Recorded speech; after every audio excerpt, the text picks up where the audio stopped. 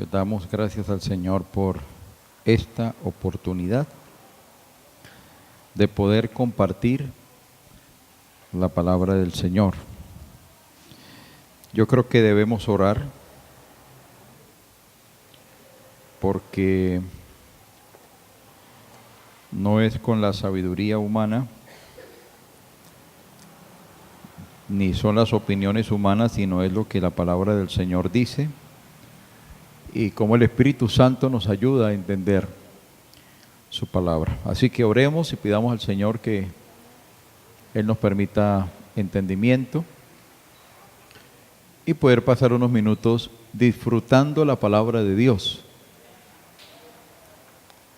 Debemos identificar, hay actividades que a uno le gusta hacer, que para usted no es una carga. Hay otras cosas que pueden ser más complejas, como cuando se estudia química, física, matemáticas, y a los que no les gusta el inglés les tocaba estudiar inglés. Estos eran momentos muy cansones, ¿cierto? Pesados. Pero cuando llegaba la hora de educación física, a los que nos gustaba el deporte, pues era como la clase que más disfrutábamos, no era un problema. Y así debe ser la palabra de Dios para el creyente, no debe ser una carga, sino disfrutarla. Uno debe disfrutar la palabra de Dios. Oremos. Señor, te damos gracias por esta oportunidad. Tú eres un Dios de oportunidades. Cada vez que nos podemos levantar en las mañanas o en las madrugadas, ahí Dios nos está extendiendo la oportunidad de que vivamos un día más y que podamos honrarlo. Y cuando podemos reunirnos como iglesia, es una oportunidad que viene de parte del Señor. Y cada vez que podemos abrir la Escritura, tomar un texto, un libro, un capítulo, un pasaje, es una oportunidad que viene de parte del Señor. Oportunidad para el crecimiento, para el fortalecimiento de la fe, la oportunidad de ir creciendo de a poco en la revelación de su palabra. Espíritu Santo, tú eres el autor de la palabra, la inspiraste y nadie mejor que tú para explicárnosla, para que la podamos entender. No queremos ponerle improntas personales a la palabra. Queremos dejarnos guiar porque allí hay edificación, hay enseñanza, hay corrección, hay exhortación, hay formación, hay instrucción. Y necesitamos la palabra que nos hace sabios para llevar una vida cristiana, una vida integral productiva y una palabra que nos prepara también para nuestra eternidad. Así que honramos al Señor y honramos su palabra, y la mejor forma de honrarla es respetándola, es obedeciéndola, es haciendo todos los esfuerzos necesarios para asimilarla en nuestro diario caminar. Gracias por este momento y por cada persona que está en este lugar para recibirla, y por las personas que a través del video y de los medios electrónicos, a través de las redes, en algún momento puedan escuchar tu palabra. En el nombre de Jesús te damos gracias. Amén. Amén. Vamos a abrir la Biblia en el libro del profeta Malaquías.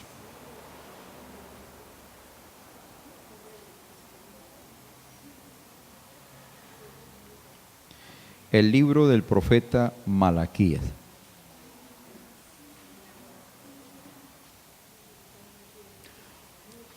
Y vamos a hacerle una síntesis en esta noche. Solo quiero recordar que el estudio que estamos llevando tiene que ver con, o se llama mejor, una visión panorámica de la Biblia. En ese orden, no estamos expandiendo tanto sobre un mismo libro, porque pues no es la idea, es dar una síntesis. Ya llegará el momento donde nos sintamos motivados por el Señor para dedicarnos a estudiar algún libro específico y bueno, ahí ampliaremos seguramente más. Compartiremos de Malaquías lo que en esta noche el Señor y a través del tiempo que tenemos podamos entonces plasmar una idea. Malaquías es el último de los profetas que tenemos en el canon bíblico después del cautiverio. Vamos a decir que Malaquías es la palabra profética, el mensaje que está aquí. Se cierra el canon de lo que nosotros identificamos o conocemos como el Antiguo Testamento. No podemos decir que no hubo más profetas después, porque seguramente los hubo, pero su mensaje no quedó registrado. Así Dios lo quiso y así nosotros lo entendemos. El término o su nombre, Malaquías, tiene un significado muy particular que significa mi mensajero. Así se traduce su nombre, mi mensajero. El mensaje que viene de parte del Señor a través de este profeta es un mensaje bien interesante. Creo que podemos identificar que es un mensaje exhortativo, es un mensaje muy confrontativo y que en el fondo pues busca convertirse en un mensaje correctivo. El problema para nosotros es que se puede dar la exhortación y se puede dar la confrontación. Ahora, la palabra confrontación no debe de interpretarse dentro de un contexto negativo. Aun cuando hay confrontaciones negativas, no debemos poner aquí la palabra confrontación en un ángulo de conflicto, de pelea, de agresividad. Pero una confrontación saludable es cuando alguien te toma, te pone de frente, te pone la verdad por delante. ¿Y cuál es la idea con esa confrontación? Que a la vez se convierte en una, llamémosle, exhortación. Es que el mensaje y la confrontación pueda producir corrección. Pero a lo mejor usted ha tenido la experiencia con alguna persona, algún miembro de su familia, alguien de su empresa, alguien que esté bajo su autoridad, su liderazgo, y que usted le ha dicho y ha confrontado y le ha puesto a las personas de frente a una situación, pero siguen igual. Bueno, ahí estamos en un estado de gravedad. Cuando una persona es confrontada con una determinada situación y se le llama y se le da la oportunidad para que pueda efectuar cambios, en este caso cambios conductuales, y no se da, pues ahí estamos frente a una situación bien difícil, porque de alguna manera eso le sucedió también al pueblo de Israel.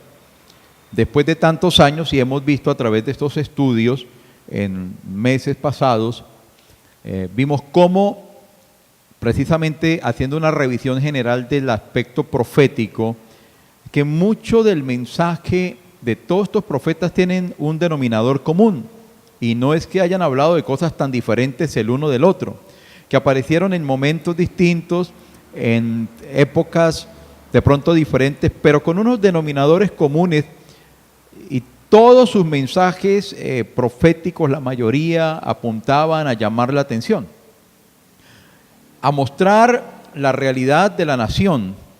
Pero hay una palabra que a mí me parece, es una palabra definitiva, una palabra tremenda. No la tiene que buscar ahora, pero usted la encuentra en el último capítulo de Segundo de Crónicas, capítulo 36. Usted va a encontrar un texto allí en ese capítulo que dice, y no hubo ya remedio.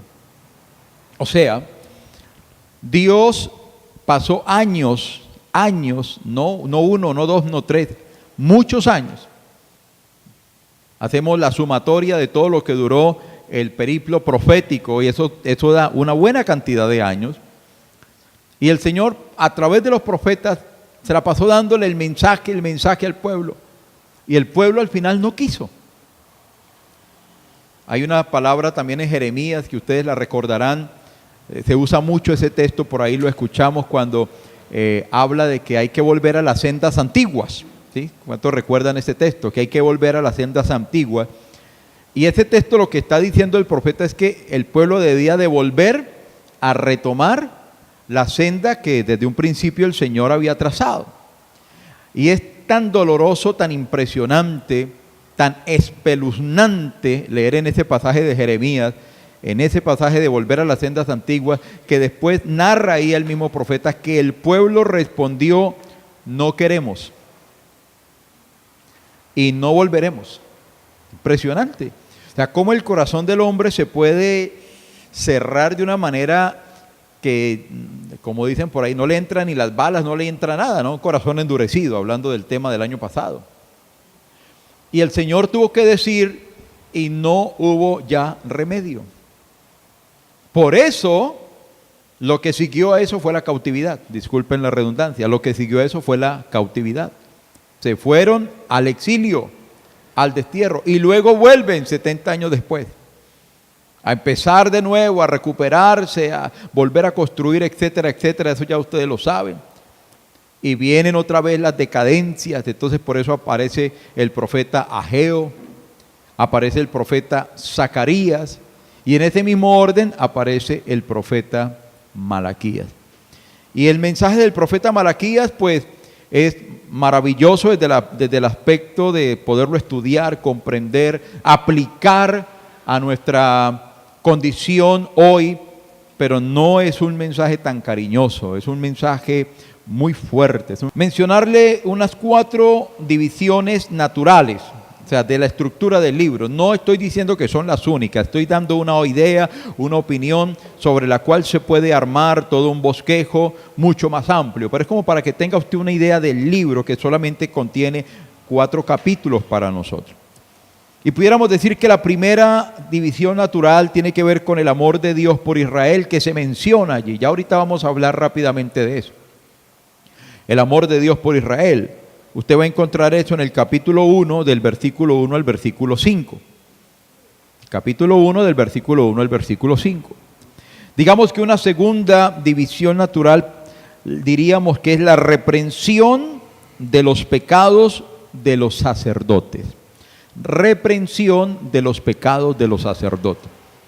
Usted puede ver esto desde el capítulo 1, versículo 6, hasta el capítulo 2, versículo 9. Recordemos, abuelo de pájaro, que cuando la escritura se estableció, se escribió, se compartió, inicialmente no tenía ese tipo de divisiones numéricas, ¿no? Recordemos eso, no tenía capítulos, no tenía versículos, eso vino mucho tiempo después, nosotros lo clasificamos así, pero para ellos era simplemente un mensaje, una carta, un escrito que solamente se limitaba a manejar los signos de puntuación, las pausas y demás, pero ahí estaba incluido toda esa temática.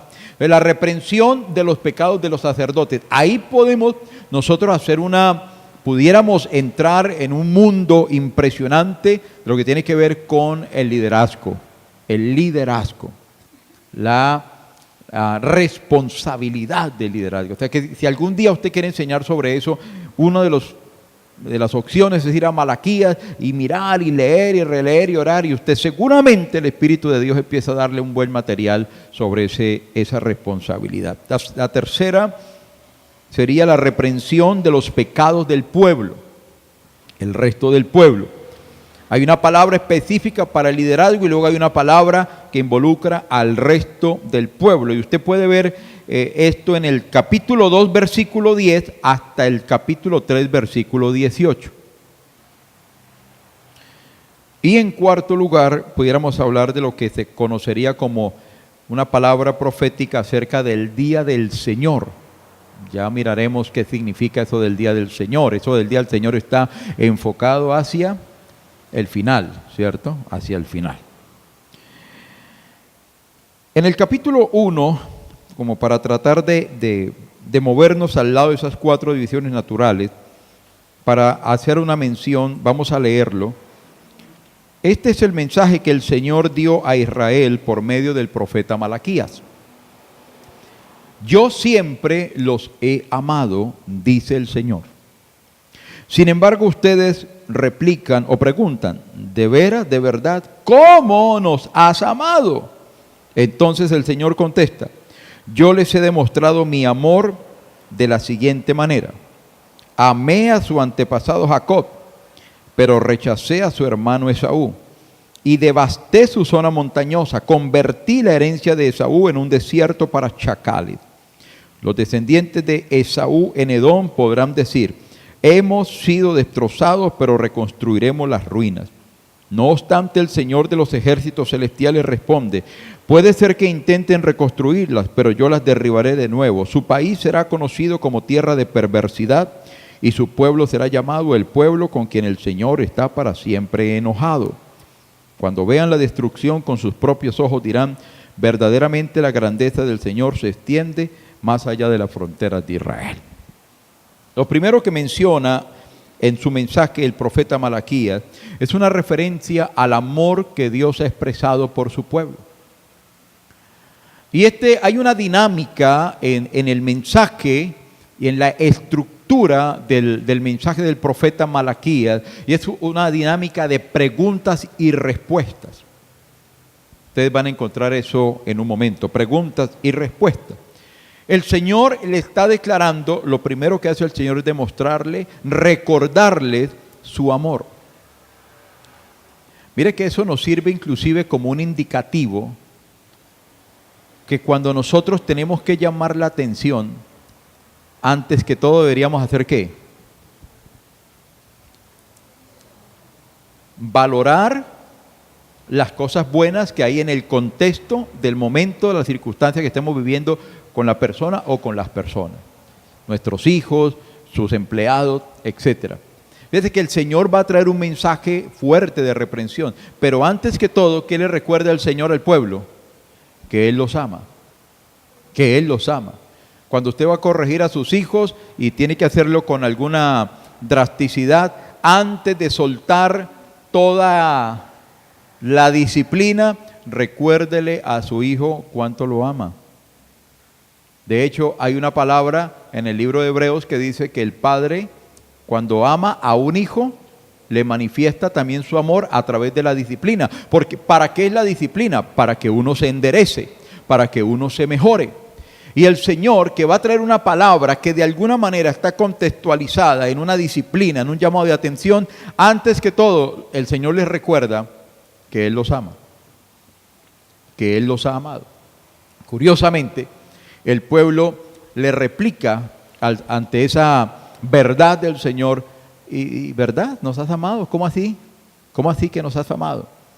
Ojo que nos vamos a ir acercando a través de las preguntas del pueblo a una conducta, ojo que voy a usar una palabra fuerte, a una conducta de cinismo, conducta cínica. Y estoy mencionando estas cosas porque aquí estamos aprendiendo para nuestro beneficio. Ojo, que no vayamos a caer en el vacío de volvernos cínicos delante de Dios. Una persona cínica, es una persona que no valora nada, que hace apreciaciones absurdas, que no reconoce el favor que ha recibido y por el contrario, antes reclama o se queja. Eso es una conducta cínica. Y Dios le está diciendo al pueblo, yo los he amado y los amo. Y ellos le preguntan al Señor, sí, no, pero pareciera que no. Es como que el pueblo está diciendo, pues no pareciera que nos amara tanto. Y ellos le preguntan, ¿cómo nos has amado? Y el Señor les da una respuesta interesante y pone la comparación o el paralelo y los remonta hacia dónde están los inicios o la simiente o la semilla de la estructura de la nación, y el Señor se va hasta Jacob. ¿Por qué va hasta Jacob? ¿Por qué no se fue hasta Abraham? Porque en Jacob ya se materializa, se empieza a consolidar el proyecto de pueblo, de nación. De Jacob nacieron 12 hijos, que fueron los que le dieron vida a las famosas 12 tribus, y eso convirtió a la nación, a los israelitas, en una nación. Y el Señor se remonta a Jacob y recuerda un episodio que Jacob tenía un hermano que se llamaba Esaú y que los dos venían ahí. ¿Cómo se dice? ¿Gemelos o mellizos? Eran mellizos, ¿sí? Creo que eran mellizos, venían ahí, sino que Esaú salió primero, por eso era el mayor, y Jacob siguió ahí, por eso fue el menor. Pero el Señor le recuerda, uno, que son amados por elección. Escuche esta palabra. Amé a Jacob, dice el Señor. Aquí aquí se rompió la estructura humana. ¿Por dónde tendría que haber venido todo? Por Esaú, porque era el mayor, ¿cierto? Pero no, aquí se rompió la estructura y dijo Dios, yo amé a Jacob. Ahora, ¿por qué Dios amó a Jacob? Porque Jacob amaba a Dios más que Esaú. Permítame ponerlo de esa manera. Yo no estoy diciendo que Esaú no amara a Dios, no puedo decirlo, pero sí vemos a un Jacob que más allá de los procedimientos, que puede que hoy cuestionemos el procedimiento, pero sí vemos a un hombre interesado en Dios y en la bendición de Dios. E hizo todo lo posible por alcanzarlo. Ustedes ya conocen esa historia. Y Esaú, dice la Biblia, que él menospreció una posición de primogenitura, que implica una posición de privilegio, de bendición, etc. Y Jacob amó tanto eso, y dice, yo amé a Jacob, y yo desprecié a Esaú. Pero ¿por qué Dios despreció a Esaú? Porque Esaú despreció lo que Dios le había dado. Luego entonces, tiene que ver con la palabra que de alguna manera dice que el Señor honra a los que lo honran a Él. Y sería una forma de decirlo, pues ¿con quién el Señor quiere trabajar más? Con los que más lo aman, ¿cierto? Eso tendría sentido. Y Dios le dice, yo amé a Jacob y ustedes son los descendientes de Jacob. Ustedes son amados por elección. Y ellos no valoraban eso. Repito, esto es una síntesis y aquí me quedo corto en muchas cosas que debería de decir. Pero puntualmente, tenemos que valorar el amor de Dios. Porque Dios nos ha amado a nosotros. La Biblia dice que Él ha derramado su amor para nosotros por medio del Espíritu Santo, y a través del sacrificio de Cristo Dios muestra su amor para con nosotros, que siendo aún pecadores, Cristo murió por nosotros. Sabe que aquí se teje en el Malaquías todo un espíritu de ingratitud, de menosprecio, que ahorita lo vamos a certificar con otro versículo de parte del pueblo. Lo que más Dios está esperando de usted y de mí hoy, ¿sabe qué es? Que lo amemos y que le manifestemos su amor, nuestro amor a Él, así como Él lo ha manifestado en Cristo y en todos los beneficios, como dice el salmista, no olvides ninguno de sus beneficios. Nuestra relación con Dios puede tener muchos elementos, pero el fundamento de toda relación es el amor. Por eso San Pablo dice, está la fe, la esperanza y el amor. Y el mayor es el amor. Y le dedica un capítulo para nosotros en 1 Corintios 13 para hablar, hacer una poesía maravillosa y definir el amor de Dios. Todo lo que hace el amor. Si hablase en lengua, si hiciese esto, si hago lo otro, brinco, voy, vengo. Pero si no tengo amor, nada soy. Ahí ya, ¿cuántos temas llevamos ya en este momentico que se pueden elaborar? ¿Cuántos temas? Y este es un tema fundamental para nosotros hoy, porque el amor tiende a apagarse, el amor tiende a debilitarse, el amor tiende a diluirse. Y cuando el amor en todos los estamentos, las esferas de las relaciones, hablemos de relación de pareja, relaciones familiares, en todo sentido, y vamos a las relaciones de la iglesia. ¿Qué sostiene la iglesia? Las relaciones de amor. Porque si no fuera por eso, créame, ustedes no me soportarían a mí y yo tampoco lo soportaría a ustedes. Porque lo que hace que podamos convivir juntos bajo una misma cobertura espiritual no es su capacidad ni la mía, no es que usted es buena gente o que yo sea buena gente, es el amor de Dios. porque somos distintos. Somos diferentes, algunos son mal geniados, unos son caprichosos, algunos son esto, otros son aquí, por allá, y ese es el cuerpo de Cristo, una diversidad compleja, un cuerpo complejo, y ese no es tan fácil. Lo único que nos mantiene unidos es el amor. Lo único que hace que yo siga aquí es el amor de Dios. Lo único que hace que ustedes están aquí es el amor de Dios. Tranquilo que eso es igual para ambos lados, ¿sí? No me he ido por amor. No se han ido ustedes por amor. El amor es lo que nos alimenta, nos obtiene. Y nosotros debemos, hermanos, recordar que el amor de Dios ha sido derramado para nosotros. Debemos de recordar que Dios nos ama. Y no hacer como hicieron ellos. ¿Sí? ¿Y a qué hora nos has amado? ¿Y cómo nos has amado? ¿Y qué has hecho por nosotros para demostrarnos tu amor? Porque podemos caer en un vacío de irreverencia, de ingratitud y de otras cosas más. Seguimos entonces adelante. Usted puede seguir ampliando estos pensamientos porque solo le damos allí unas pinceladas. La reprensión de los pecados de los sacerdotes, como otra estructura del libro. Desde el versículo 6 hasta el versículo 9 del capítulo 2. No sé si lo lea todo, pero vamos a leer una parte. Dice: el Señor de los ejércitos celestiales dice a los sacerdotes, liderazgo, sacerdocio, lo que quiera poner allí.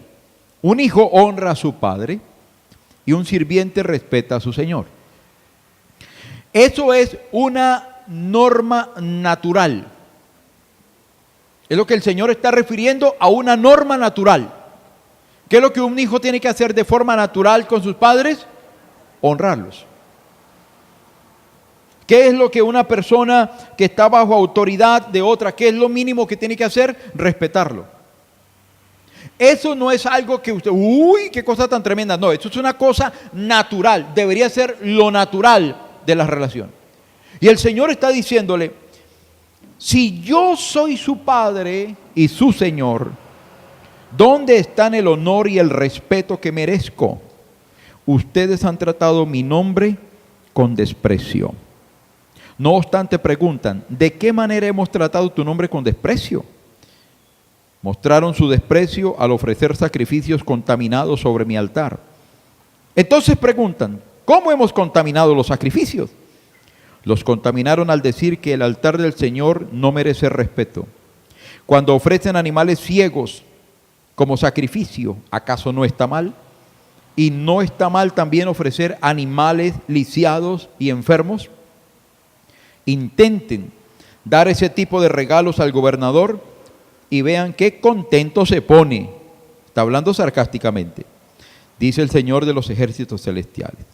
Adelante, supliquen a Dios que sea misericordioso con ustedes, pero cuando llevan esa clase de ofrendas a Él, ¿por qué debería tratarlos bien? Pregunta el Señor de los ejércitos celestiales. Paremos ahí un momentico. La reprensión de los pecados de los sacerdotes.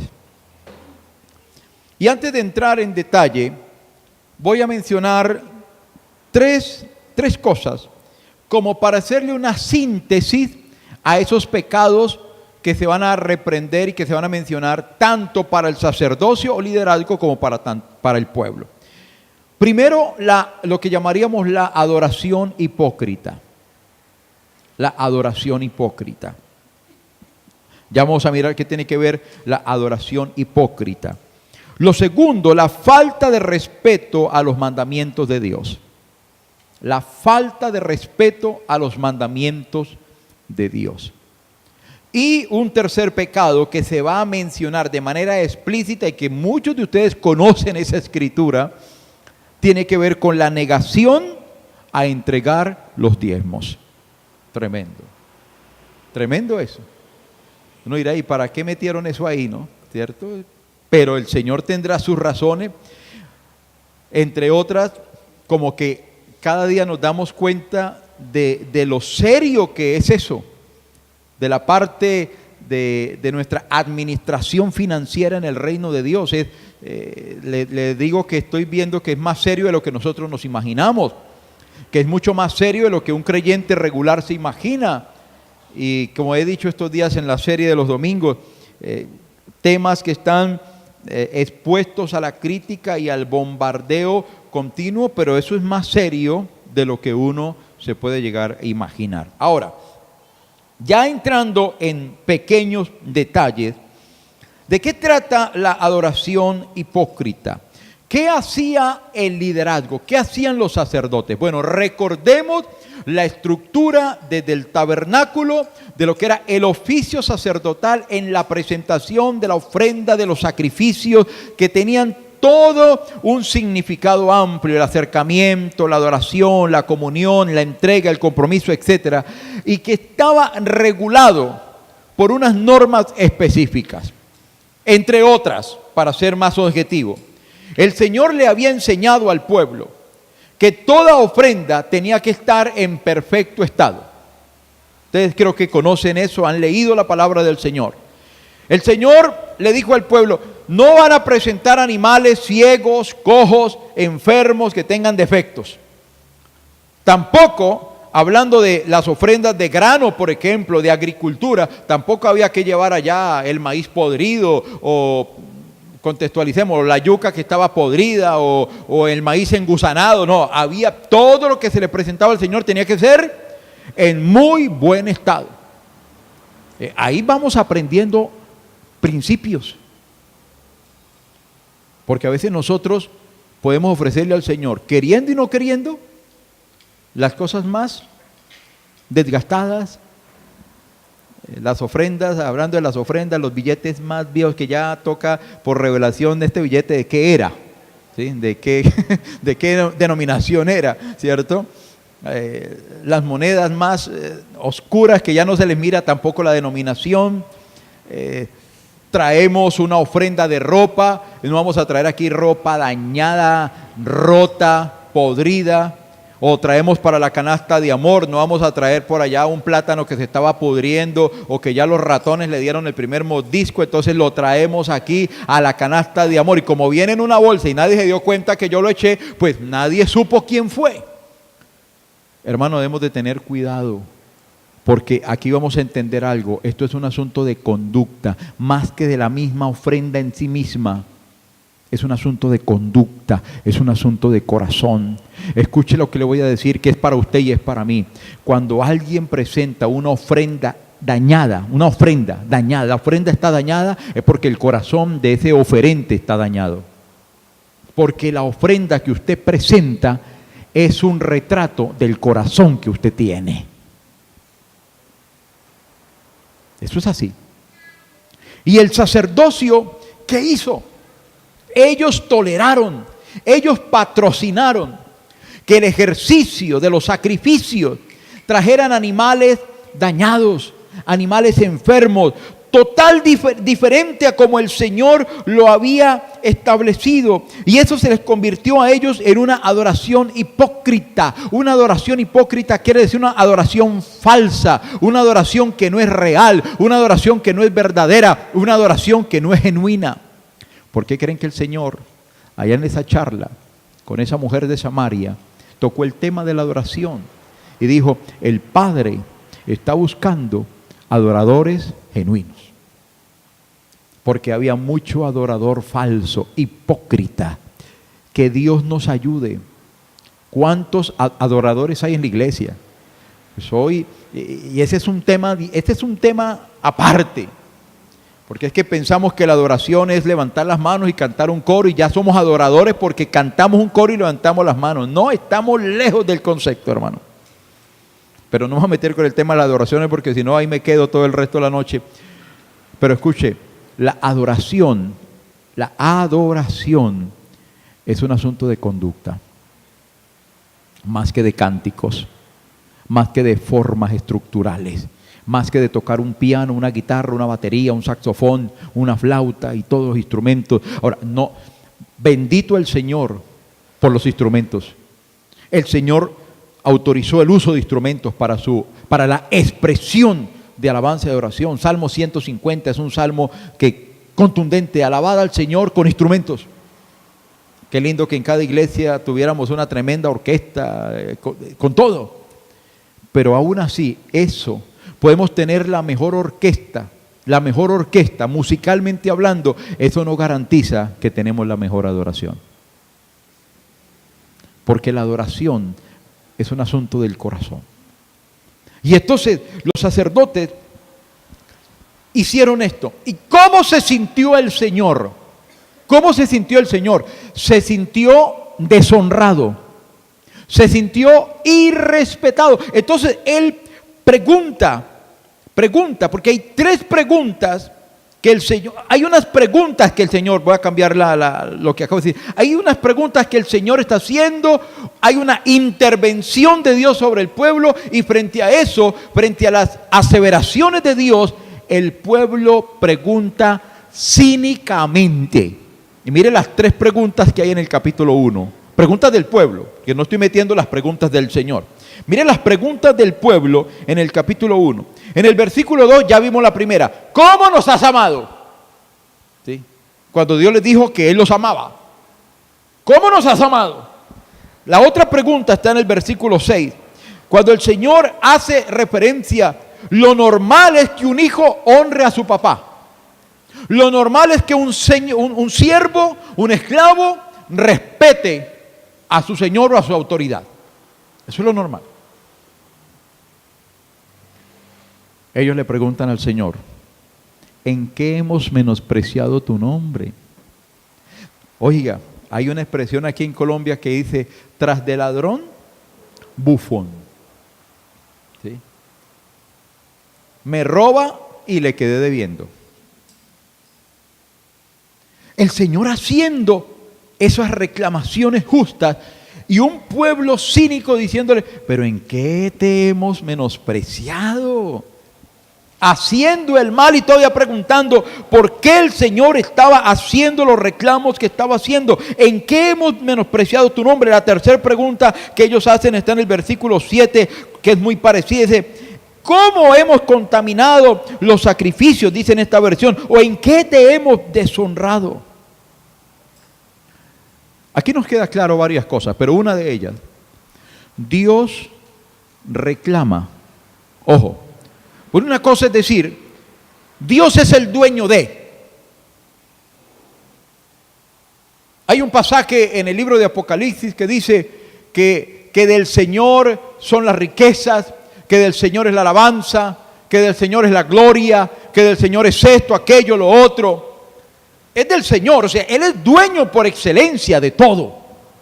A Él le pertenece la honra, la gloria, la exaltación. Eso lo tenemos claro, pero escuche que aquí hay un concepto adicional. No solo que el Señor, no solo que la merece, no solo que es de Él, sino que Él la reclama. Usted puede estar aquí diciendo, sí, yo sé que la gloria le pertenece al Señor. Yo sé que la exaltación le pertenece al Señor. Pero la otra pregunta es, ¿usted se la está dando? ¿Usted le está dando al Señor la honra?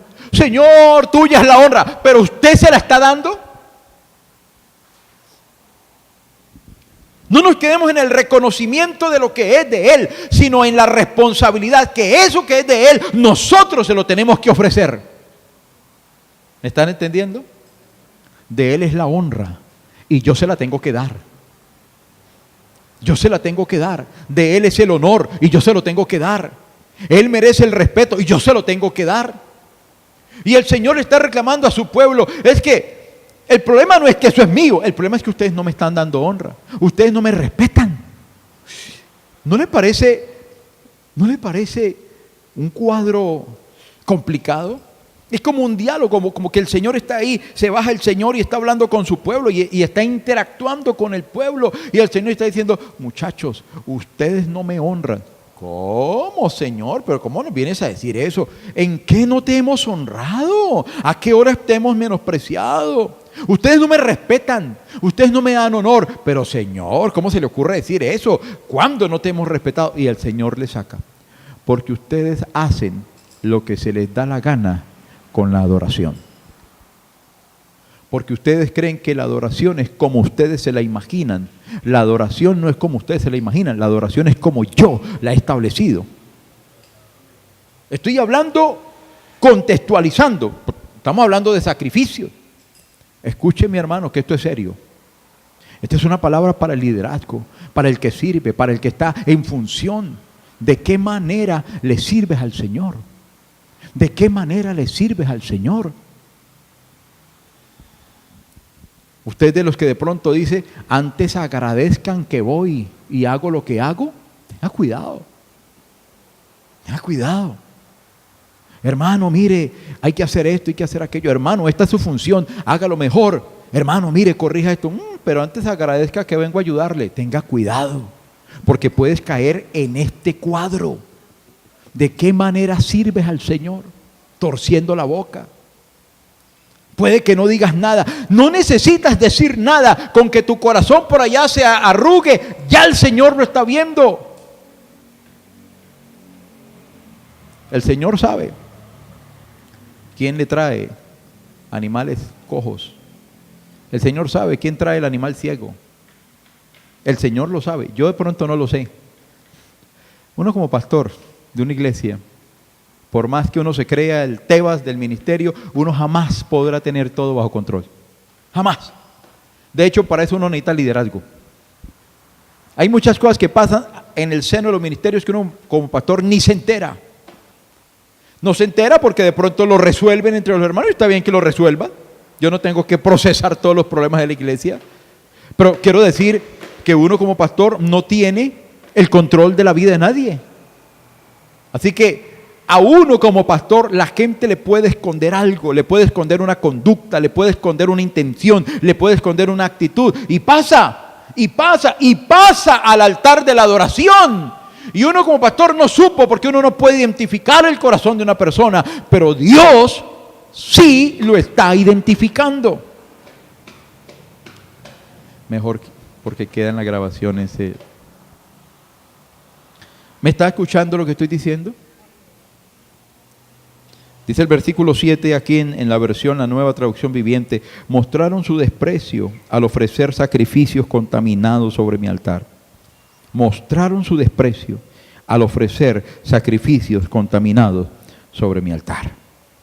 Versículo 7 sigue diciendo: los contaminaron al decir que el altar del Señor no merece respeto. Tremendo. Ahora, versículo 10 del capítulo 1.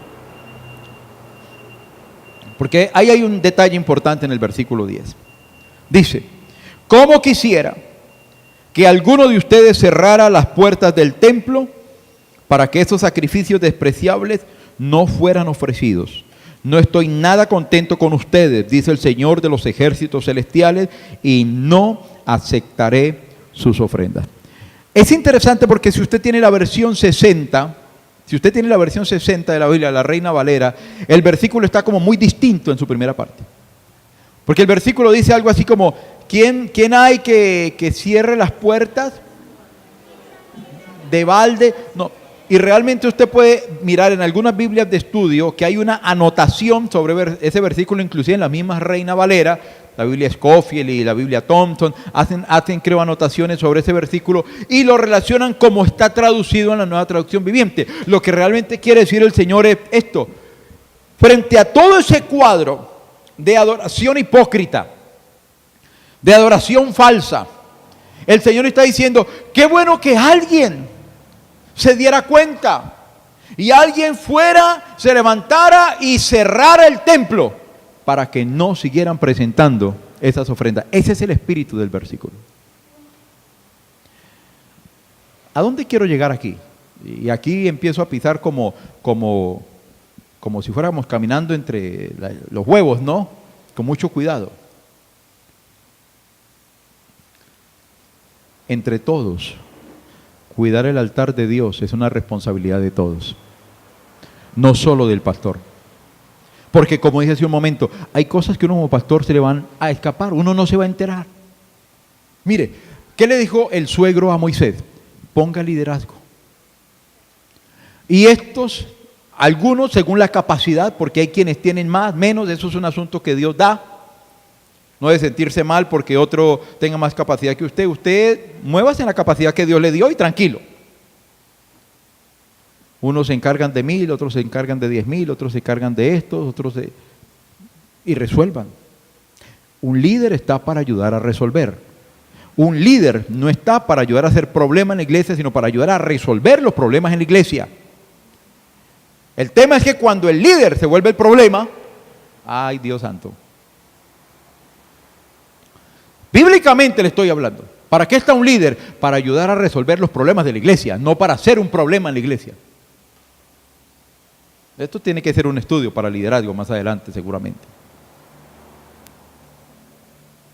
Y el Señor le dijo a Moisés, y ya cuando hay problemas más, situaciones que se van a presentar, usted es el que los va a definir. Claro, hay problemas más delicados en la iglesia que le toca al pastor asumir el liderazgo para resolver eso. Pero escucha aquí, hermano. El liderazgo está para que entre todos ayudemos a cuidar lo que es de Dios. Luego entonces, cuando usted vuelva a hacer una crítica de algo que en la iglesia no funciona bien, antes de decir, ¿para qué está el pastor? Entonces, no me voy a zafar, pero le voy a decir algo, no vuelva a decir eso, diga, ¿para qué están los líderes de la iglesia? Y ahí me incluyen a mí.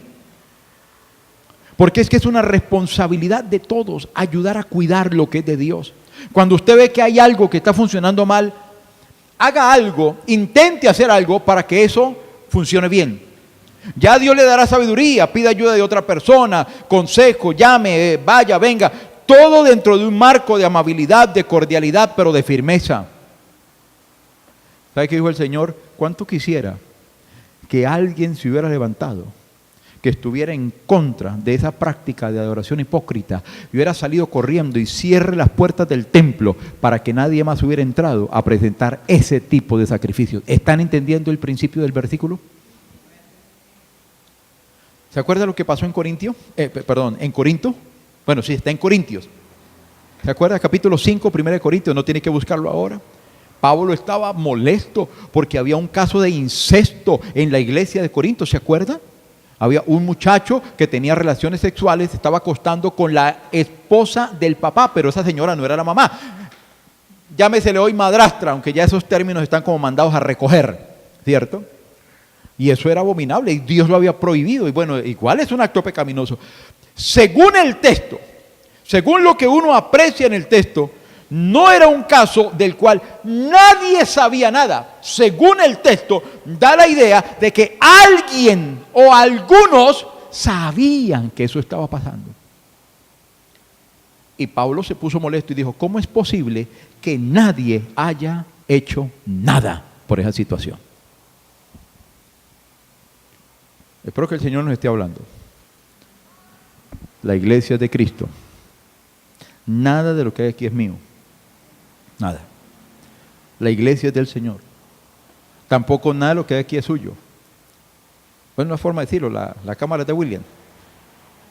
Pero es del Señor, todo es del Señor, todo es del Señor, todo esto es del Señor. Escuche, tenemos que ayudarlo a cuidar. La iglesia es un lugar en el cual todos los que pertenecemos, es la palabra que está buscando, estamos siendo responsables.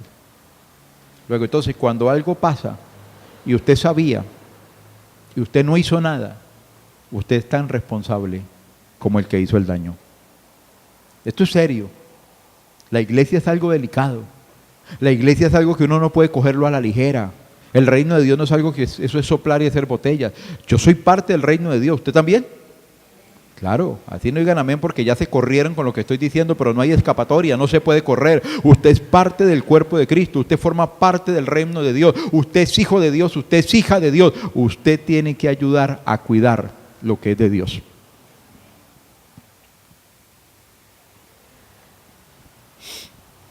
Seguimos. Versículo 12. Ustedes en cambio deshonran mi nombre con sus acciones. Al traer alimentos despreciables, declaran que no está mal deshonrar la mesa del Señor. Tremendo esto. Hace un momento les dije, La adoración no es tanto un asunto musical, porque así es como hoy se hace ver. Vamos a adorar a Dios, entonces suena la música.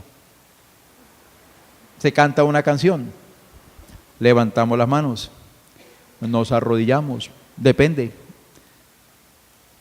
Estamos adorando a Dios. Y aquí hay una pregunta interesante, y yo no puedo responderle esa pregunta a cada quien, pero es una pregunta interesante. Hermano,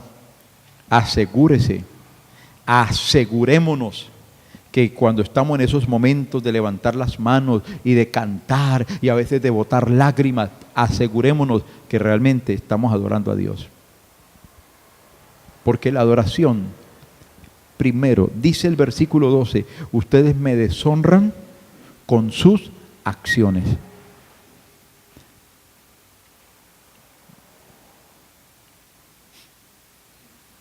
Hay una canción,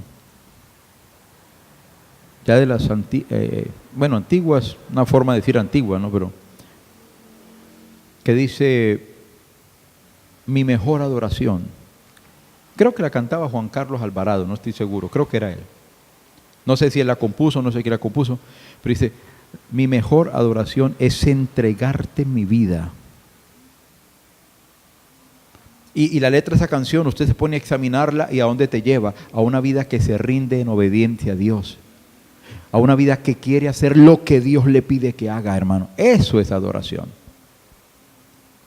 Y el Señor no se sentía honrado con esa adoración porque aunque era hacia afuera muy formalista, hacia adentro estaba corrupta. Necesitamos aprender ahí. Versículo 13 del capítulo 1. Ustedes dicen, es demasiado difícil servir al Señor. Y consideran un fastidio mis mandamientos. Mire cómo dice en esta versión.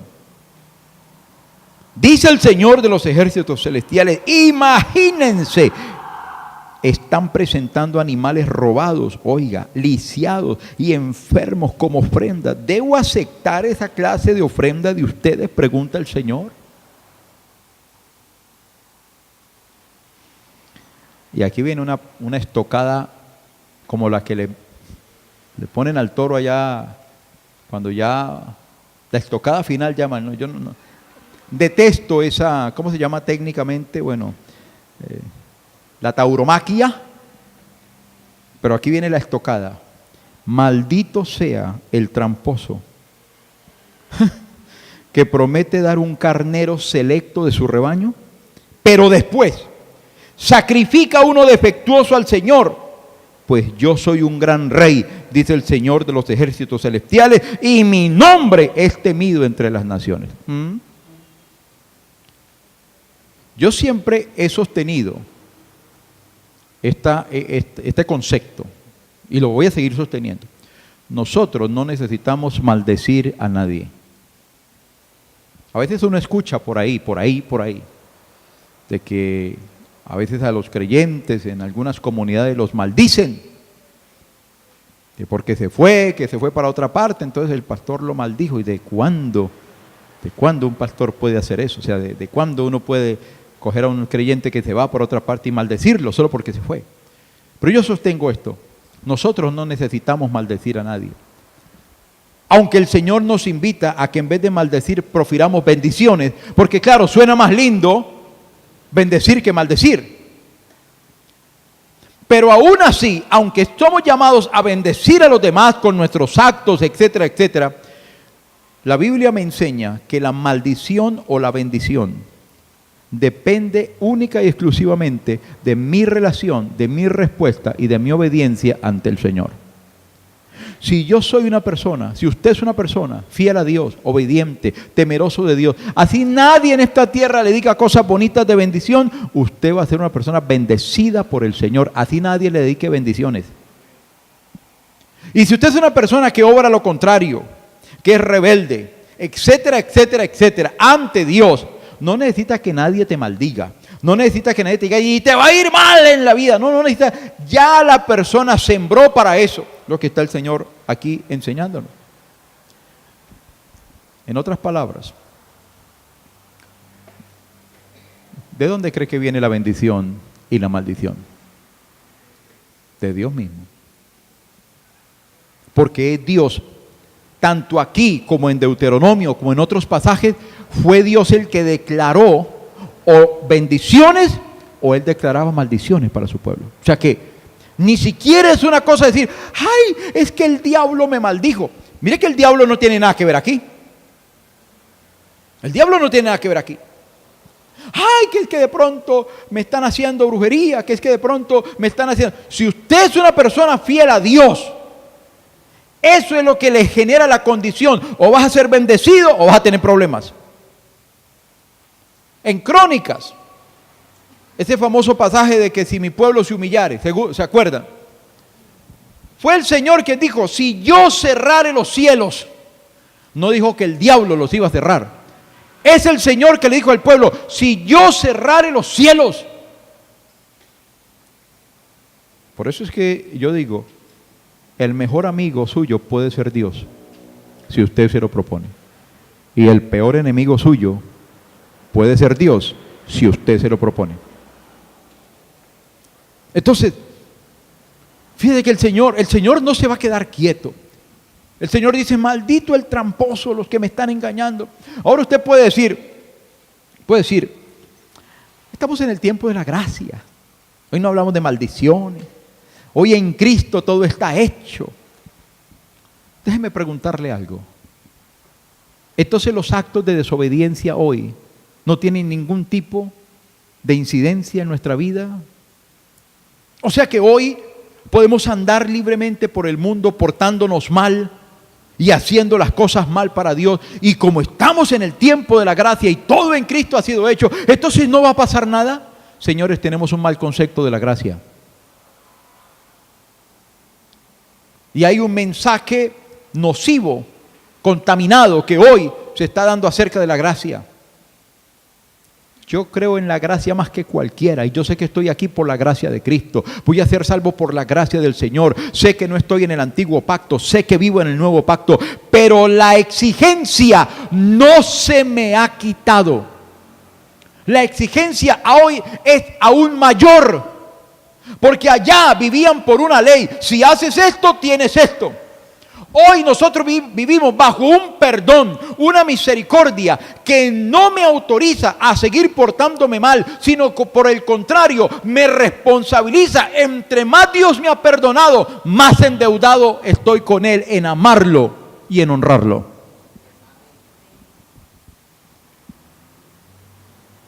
Sí, pastor, hoy no hablemos de maldiciones. No, es que, ¿qué es maldición?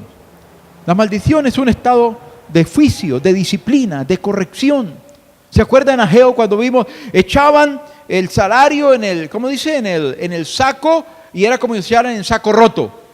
Sembraban mucho y ¿qué? Recogían poco. ¿Cómo se llama eso? ¿Bendición? Lo que pasa es que nos duele. La confrontación nos duele, y como hoy se quiere hablar de prosperidad y de que todo es bonito y que todo es lindo, y hoy se quiere dar un mensaje que no moleste al hermano o a la hermana y que él quiera volver el otro domingo a la iglesia, entonces le predicamos pasito, le predicamos suavecito para que no se nos vayan. Pero hermano, la realidad es otra. La realidad es, nos hemos puesto a pensar seriamente, individualmente, si el hoy que estoy viviendo, estoy bajo bendición o estaré por ahí en una disciplinita del Señor. Entonces,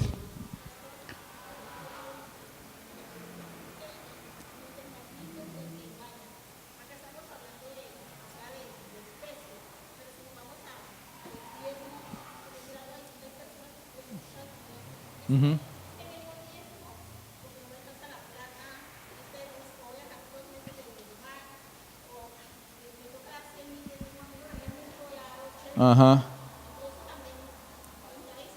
Claro, claro. Y de hecho, hermana, Dios tocó específicamente ese tema más adelante, que lo tocó para el pueblo y para todos los demás. El no entregar los diezmos es un acto de engaño. No solo es un acto de robo, que aquí dice la Biblia. Ok, seguimos. Entonces, En el capítulo 2, dice en el versículo 1, escuchen, ustedes sacerdotes, este mandato es para ustedes. Escúchenme y decidan honrar mi nombre. Dice el Señor de los ejércitos celestiales, o enviaré, mire que sigue el tema, o enviaré una maldición terrible contra ustedes. Maldeciré hasta las bendiciones que reciban. En realidad ya las he maldecido porque ustedes no han tomado a pecho mi advertencia. ¿Qué está haciendo el Señor? Está lanzando un desafío, y un desafío que es correctivo para el pueblo. Sí, yo sé que todos los seres humanos pecamos, yo sé que nos portamos mal, yo sé que hacemos cosas que están dentro de nuestra naturaleza humana, que nos traicionan, nuestra carne, nuestra humana debilidad, todo lo que usted le quiera decir a eso, pero el Señor no se quedó satisfecho con la mala conducta. Escúchenme, no nos sigamos escudando en nuestra humana debilidad. Nadie la niega, pero por eso es que hay que buscar a Dios todos los días. Por eso el apóstol Pablo en Romanos 8 da un mensaje magistral cuando dice, uno por el Espíritu es que controla la carne. Es por el Espíritu que uno hace morir el entusiasmo y la agresividad de la carne. Y ese es un trabajo diario. Ese es un trabajo diario. ¿Por qué usted cree que todos los días hay que orar? ¿Por qué cree que el devocional es algo diario? Porque es ahí donde está el recurso para nuestra fortaleza. ¿Cuánto les ha pasado que el día que por A, B o C no están en la presencia del Señor, hermano, inicia uno el día mal? Y todo empieza como a alterarse, y entonces eso me pasa por no haber hecho devocional esta mañana. A mí me ha pasado. Ahora, no significa que cuando usted tiene relación con Dios no va a pasar nada ese día, no. Se atraviesa el mismo perro en la calle, pero usted está tranquilo. Cuando usted está con Dios, respira profundo, frena, no le dice nada a nadie. El perro pasa y usted sigue, no voltea a mirar a nadie. Pero cuando uno se levanta encarnecido, ese día, hermano, usted se quiere agarrar a pelear con todo el mundo, porque esa es la carne. Y debemos de dejar de escudarnos. Es que yo soy débil, es que yo soy humano, es que nadie es perfecto. Olvídese de eso. Dios está exigiéndole que al sacerdocio, cambio. El Señor está diciendo, háganme el favor, y cambian su actitud. Y dice, ojo acá, porque creo que en la versión 60 también aparece la palabra decisión. Decisión. Decisiones. Como la canción de Rubén Blades. Decidir. ¿Sabe por qué usted y yo nos estancamos? Por culpa de mi mamá, de mi papá, del suegro, de la suegra, del perro, de la perra, del gato. No. ¿Sabe por qué usted y yo nos estancamos? Porque no hemos decidido avanzar. Porque la vida es de decisiones. Mi esposa tiene un escrito y lo tiene en la nevera. Ella escribió en un papel. Ella escribe cosas. Yo le veo que escribe cositas por ahí. Y tiene un escrito, algo así como que no se enfoque en el entorno, sino dedíquese a su corazón, algo así. ¿Sí? Porque nosotros siempre estamos mirando a quién culpar. No, Dios le dijo a los sacerdotes, decidan ustedes darle gloria a mi nombre. Es una decisión personal.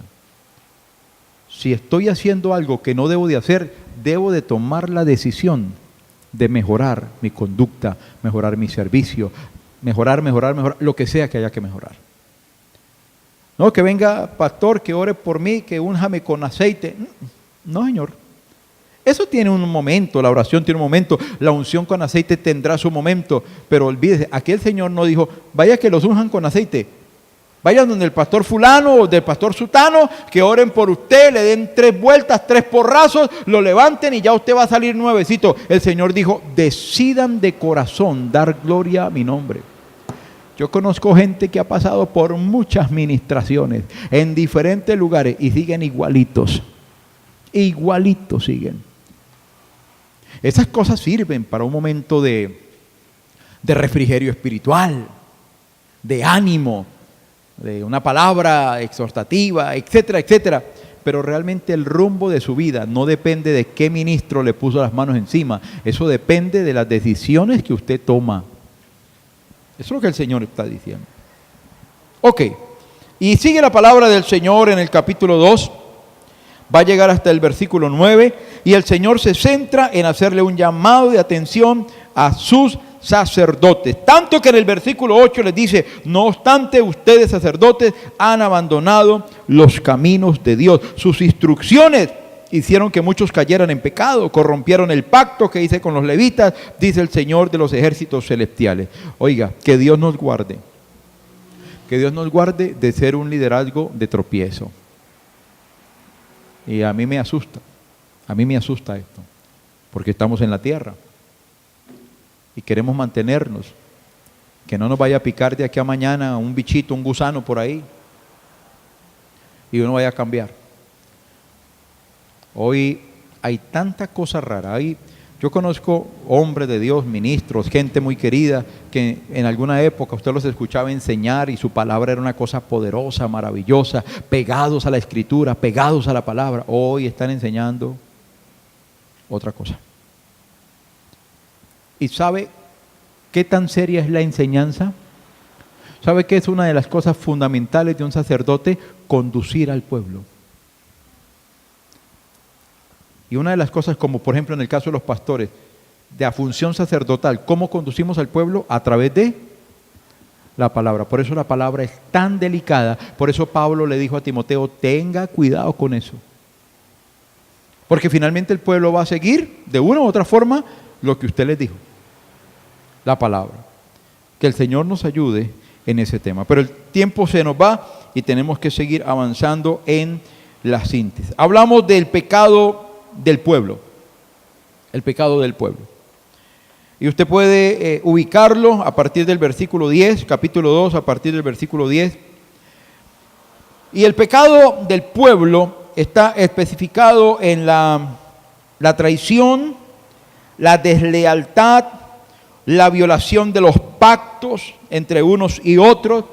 Se incluye el tema de la infidelidad conyugal y se incluye el tema del divorcio en esos pecados que el pueblo estaba cometiendo. Estaba también incluida el hecho de que muchos se habían casado en Israel. Usted lo encuentra en el versículo 11, por si acaso, capítulo 2, versículo 11, está el Señor refiriéndose a cómo muchos se habían casado con mujeres de otras naciones. Eso del yugo desigual es una cosa seria, y bien seria, bien seria. Y eso trae una serie de repercusiones espirituales para la nación, o en este caso para la persona que pueda caer en eso. Y allí, dentro de ese señalamiento de conducta que tiene que ver, en síntesis, con la falta de respeto a los mandamientos de Dios. Permítame hacer una acotación acá, aparte del versículo 10.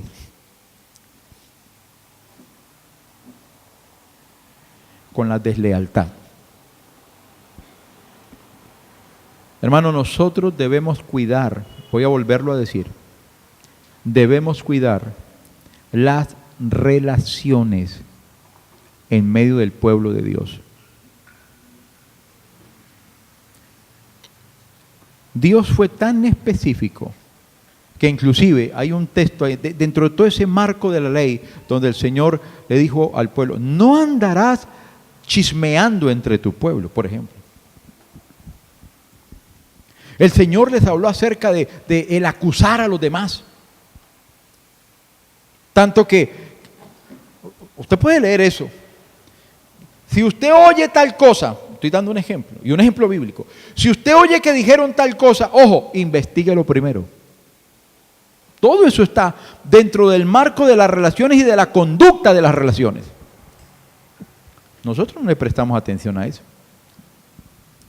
A veces nosotros caemos en el chisme, caemos en la crítica Alguien dijo algo y como la expresión hoy se hizo viral, ¿cierto? Y reprodúzcalo, mandan un video y todo el mundo dice, y reprodúzcalo y envíelo hasta que se vuelva viral, o sea, un virus esa vaina. Y nosotros en la iglesia, muchas veces alguien dijo algo, no lo investigamos. Lo dimos por hecho, lo dimos por sentado y se volvió viral dentro de la iglesia. Alguien dijo una vez que nada dañaba tanto las iglesias como el chisme, la murmuración y la crítica, que era peor que el mismo adulterio y la fornicación.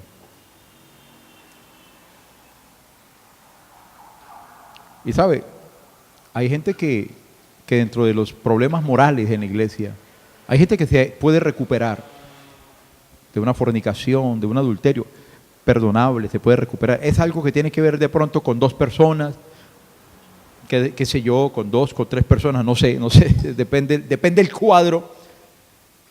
Pero es algo que tiene que ver con dos o con tres y que se pueden restaurar, que se pueden ayudar, que si se arrepienten, que si pidieron perdón, que si reconocieron su pecado, que se comprometieron delante del Señor a no volverlo a hacer. ¿Y por qué no? Pueden seguir adelante. Pero hermano, ¿sabe? Un chisme puede involucrar a toda una comunidad. Una murmuración puede acabar con media iglesia. La crítica puede acabar con una iglesia. Alguien criticó algo y ese lo creyó y ese se lo contó al otro y rapidito se hizo viral y tanto daño. Y el Señor está hablando aquí, ojo con la deslealtad. ¿Qué pasó con habían hecho pactos, se volvieron desleales, se traicionaron, se apuñalaron por la espalda? ¿Por qué cree que Dios se ocupa de mencionar esas cosas? ¿Usted cree que si eso no fuera importante, Dios lo mencionaría? Las iglesias carecemos de relaciones saludables. Carecemos de relaciones saludables. Usted verá, pero ahí está. Y bueno, en toda esta situación del pueblo de romper los mandamientos de Dios, viene el punto específico que tiene que ver con los diezmos, que aparece en el capítulo 3, el versículo, me quedan 14 minutos, versículo 3, versículo 8.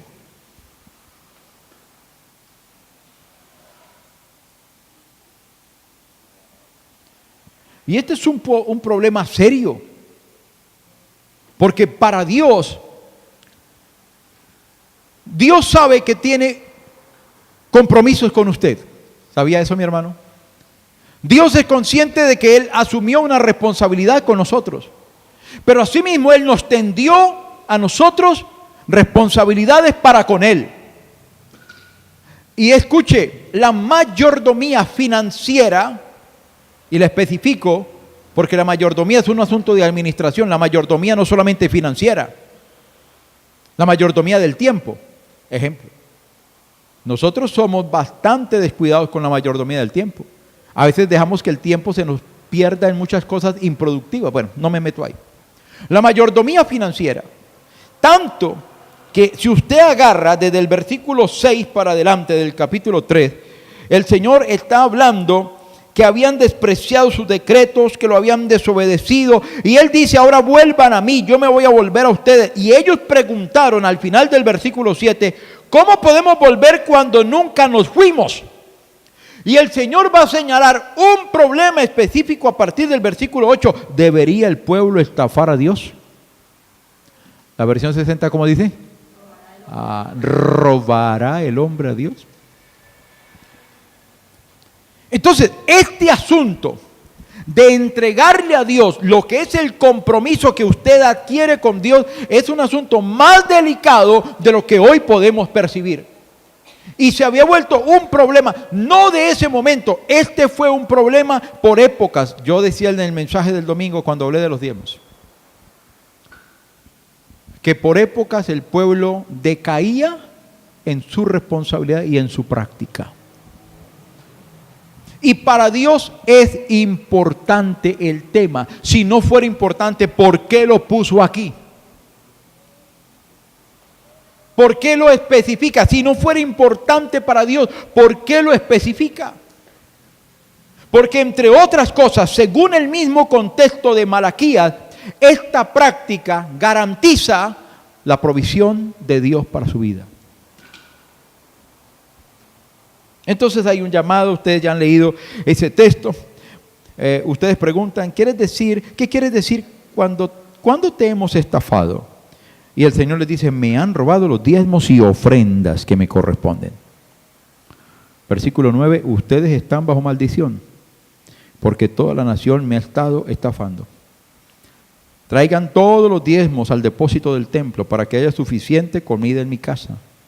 Si lo hacen, dice el Señor de los ejércitos celestiales, les abriré las ventanas de los cielos, derramaré una bendición tan grande que no tendrán suficiente espacio para guardarla. Inténtenlo, pónganme a prueba.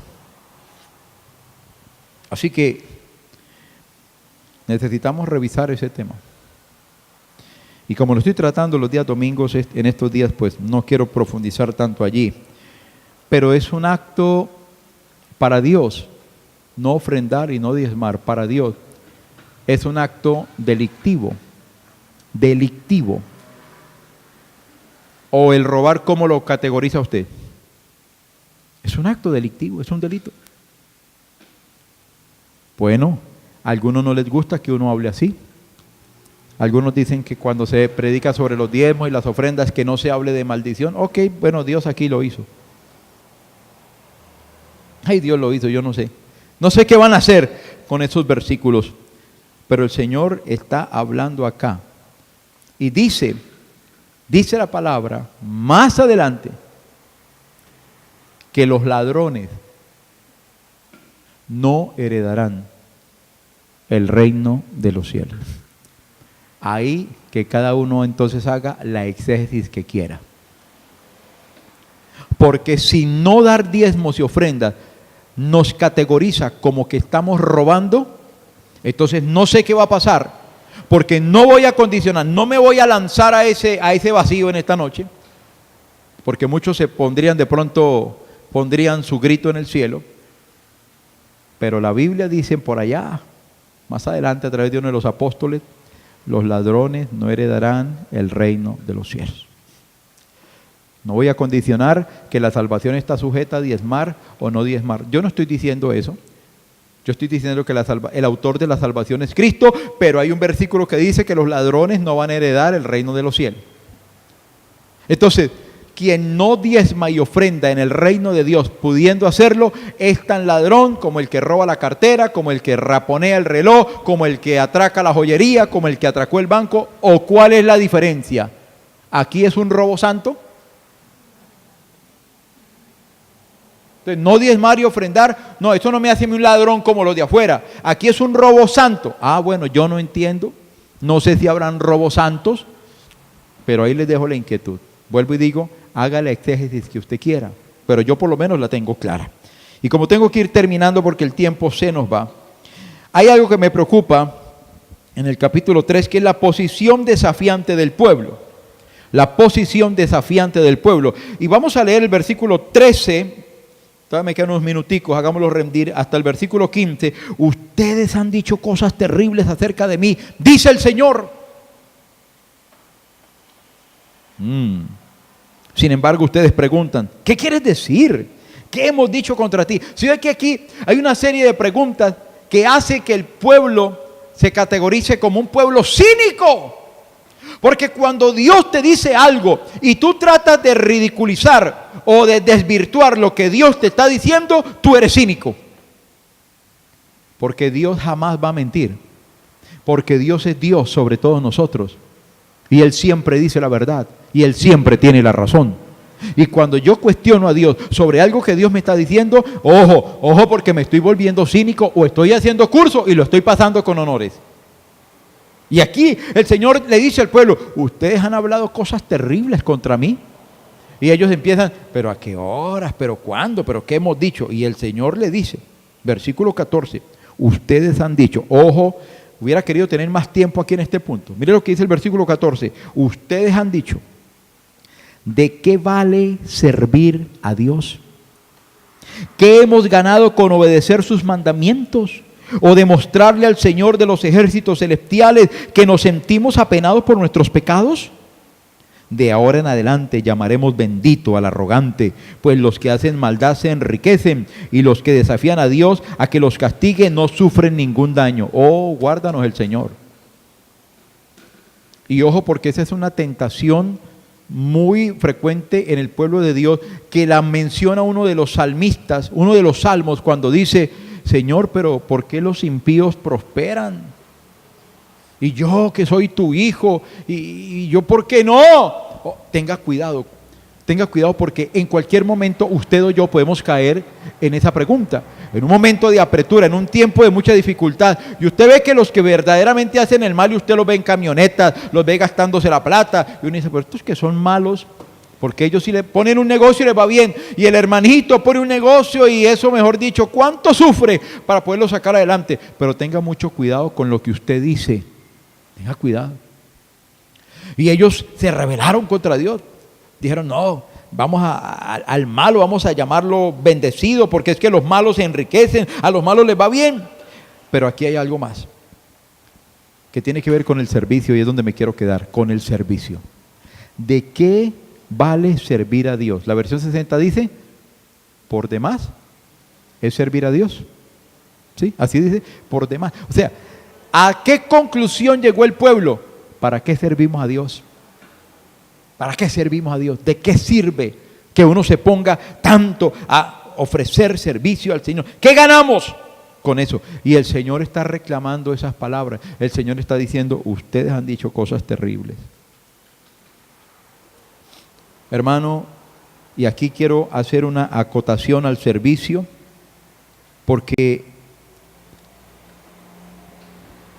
¿cuánto hoy se sufre en la iglesia por la falta de vocación a servir a Dios? Mucha gente en las congregaciones anda sentada, pudiendo estar haciendo algo para el Señor, sirviendo a Dios de alguna manera, o a través de algún ministerio formalizado en la congregación, o a algo hacia afuera, pero sirviendo a Dios, que siento que mi vida es un acto de servicio y de honra para Dios.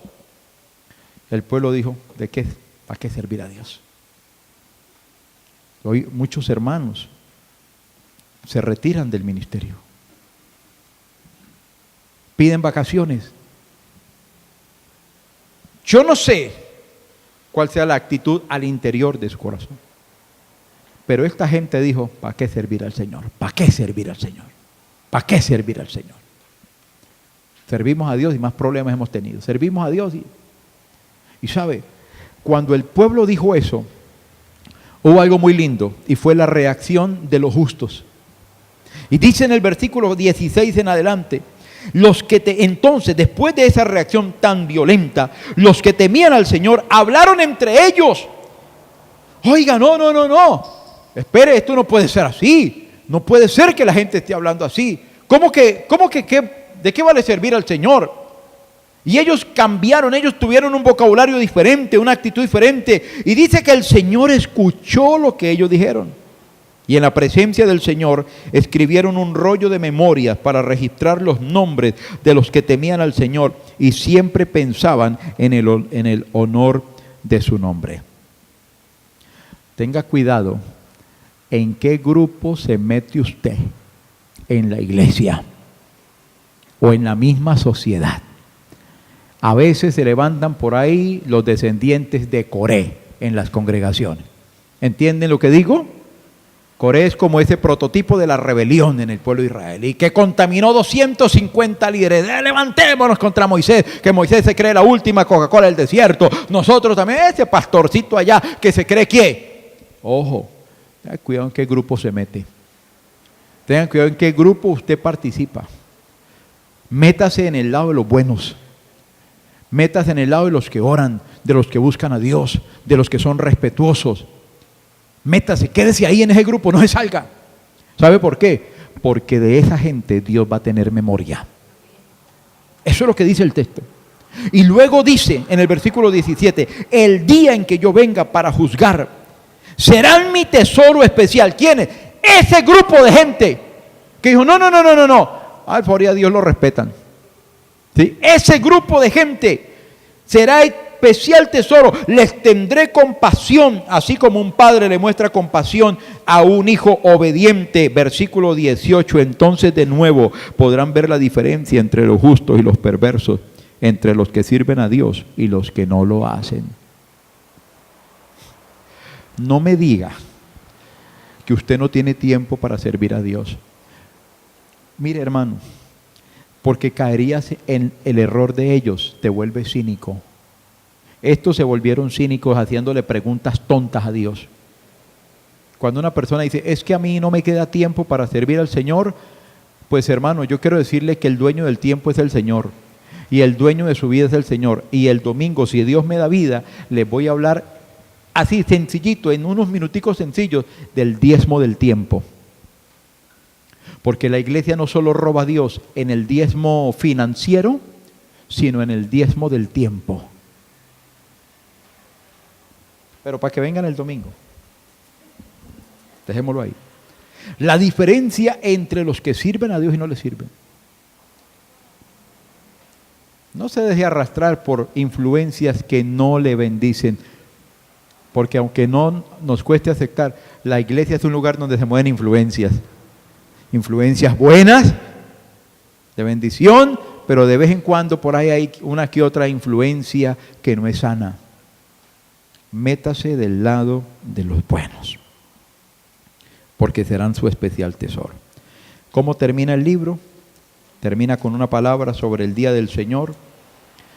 Malaquías hace una mención profética acerca de Juan el Bautista. En el capítulo 3, los primeros 3 o 4 o 5 versículos, ahí está hablando de Juan el Bautista. ¿Se acuerda que dijo, mi mensajero, el que va a preparar el camino del Señor? ¿Qué dijo el Señor después de Juan? Que era el que había preparado el camino del Señor. Y en el capítulo 4 hace una mención de Elías. Y luego el Señor dice por allá, pero no era que Elías iba a venir. Y el Señor le respondió a los discípulos, Elías ya vino y no le creyeron. Es el espíritu que había en Juan el Bautista. Y aquí cierro. ¿Cuál es la esencia del mensaje? Si hablamos de Juan el Bautista y pensando en los tiempos finales. Antes del día del Señor aparecerá ese espíritu del que iba a abrir camino, de Elías, de Juan el Bautista. ¿Y cuál es la esencia del mensaje? Arrepentimiento. ¿Qué es lo que debe de hacer el hombre antes de que el juicio se manifieste? Arrepentirse. Arrepentirse. Y ahí se cierra el canon del Antiguo Testamento. Luego aparecerá 400 años después el Evangelio según San Mateo, o las vivencias del Evangelio según San Mateo, donde aparece Juan el Bautista y aparece Jesús como ese prototipo del Salvador que comenzó Juan predicando. ¿Qué predicaba Jesús en la apertura de su mensaje? Arrepiéntanse porque el reino de los cielos se ha acercado. Hermanos, el mensaje de arrepentimiento no es solo para la gente de afuera. Hoy necesitamos dar un mensaje de arrepentimiento poderoso para la gente que está dentro, porque cuando todas estas conductas que se señalan ahí en el libro del profeta Malaquías y demás, ¿a dónde tenemos que llegar con eso? Necesitamos arrepentirnos. Porque si no nos arrepentimos, cuando venga el tiempo del juicio, nos pasan la factura. Que el Señor nos ayude. Mucho contenido, mucho que decir, mucho que podemos profundizar, pero respetamos el espíritu de esta clase, de esta materia, que es la visión panorámica de la Biblia. Ya tendremos ocasión para empezar a estudiar libros por libros de la Biblia con mayor detenimiento.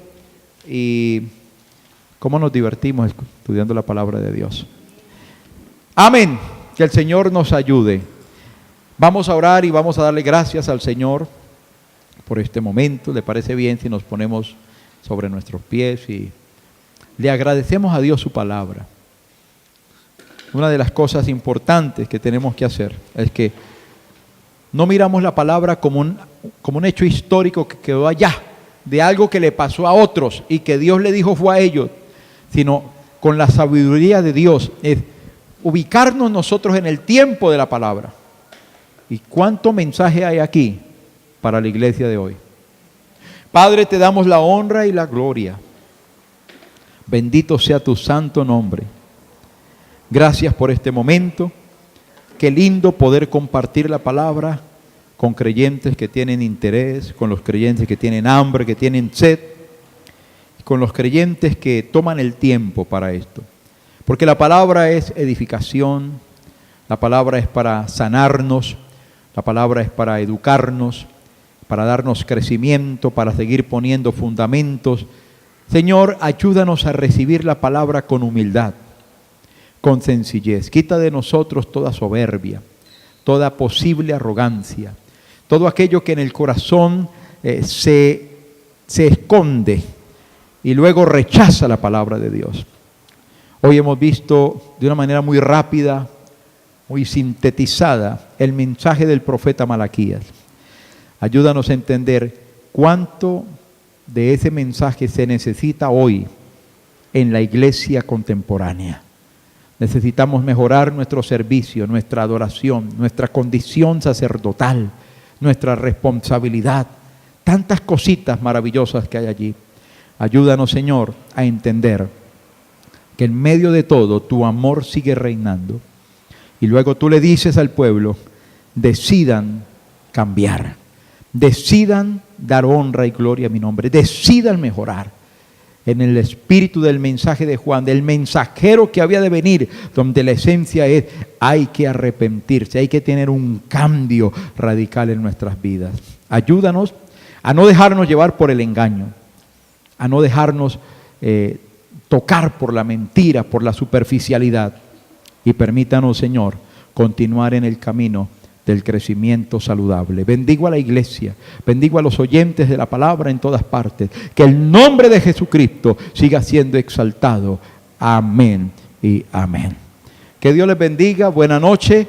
Mañana nos veremos en el tiempo de adoración.